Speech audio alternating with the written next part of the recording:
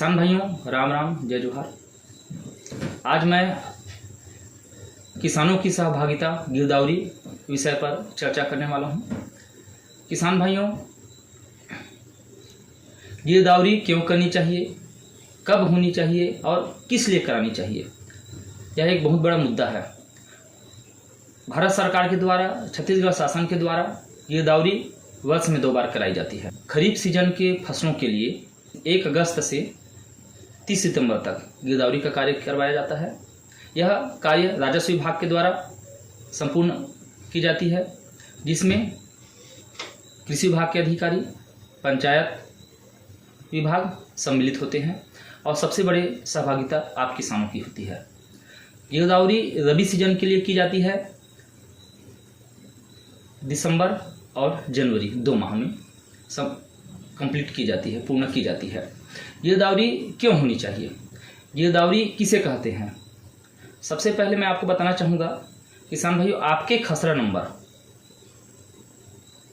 और उसके रकबे में कौन सा फसल बोया गया है, क्या वह सिंचित है, क्या 1 फसली है, क्या 2 फसली है, क्या पड़त है, इसकी जानकारी खरीफ और रबी सीजन में इंद्राज करना ही क्या कहलाता है, गिरदावरी कहलाता है।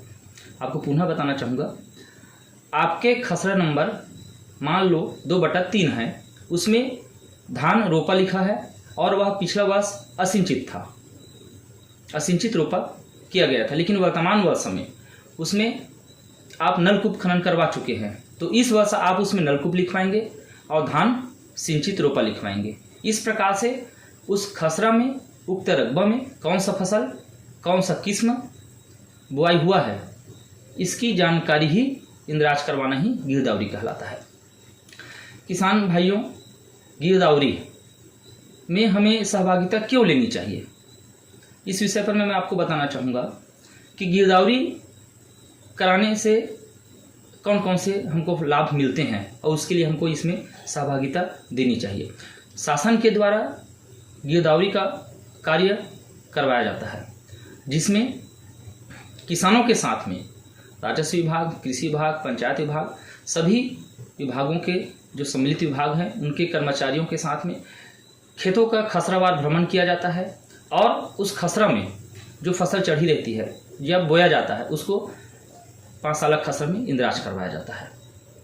इससे गिरदावरी होने से आपके फसल, कौन से फसल चढ़ा हुआ है आपके खेत में, उसकी जानकारी आपको मिल जाती है। किसान साथियों, अभी वर्तमान समय में गिरदावरी का कार्य जोरों शोरों से चल रहा है।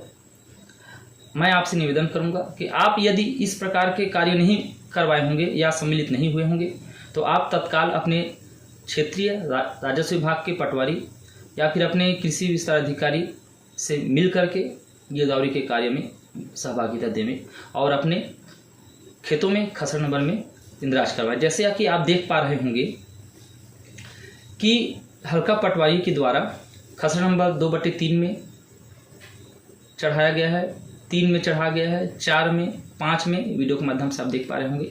इस प्रकार से इंद्राज 5 साल खसरे में किया जाता है, खेतों में भ्रमण करके किया जाता है। जैसे कि वीडियो में आप देख पा रहे होंगे कि प्रत्येक गांव का अरहर की फसल, धान की फसल, पड़त भूमि, सभी का अधिकारियों के द्वारा गांव का भ्रमण किया जा रहा है, खसरावार फसलों को इंद्राज किया जा रहा है।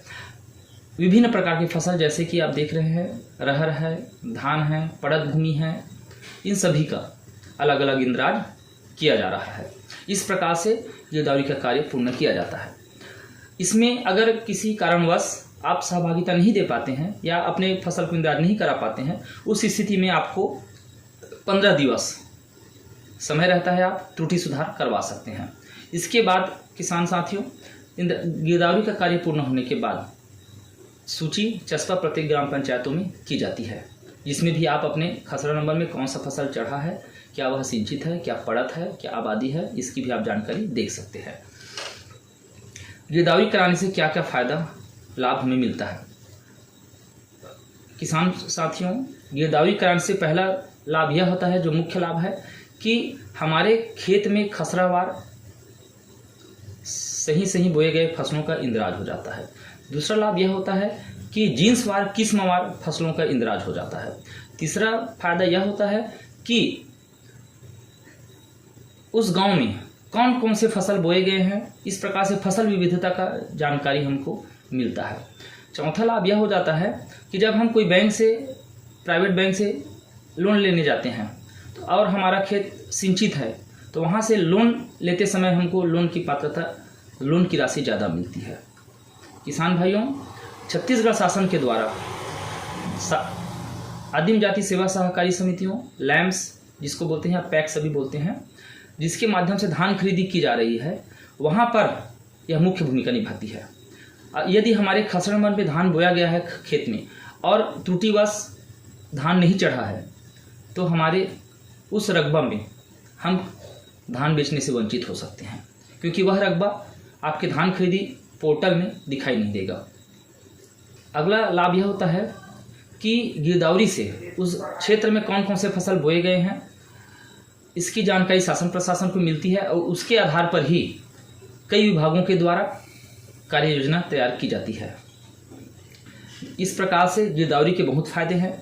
मैं किसान साथियों से आपसे निवेदन करना चाहूँगा कि आप यदि गिरदावरी में सहभागिता नहीं दिए हैं तो तत्काल अपने क्षेत्र के पटवारी से संपर्क कीजिए और गिरदावरी में सहभागिता दीजिए। और यह एक ग्राम का आधारभूत जानकारी होता है, एक प्रकार से फसलों की एक आधारभूत जानकारी होता है। आप अपनी सहभागिता दीजिए और गिरदावरी कार्य को संपन्न करवाइए। और अधिक से अधिक जानकारी के लिए हमारे चैनल के साथ बने रहिए। नए हैं तो सब्सक्राइब कीजिए और अधिक से अधिक किसानों तक शेयर कीजिए। धन्यवाद।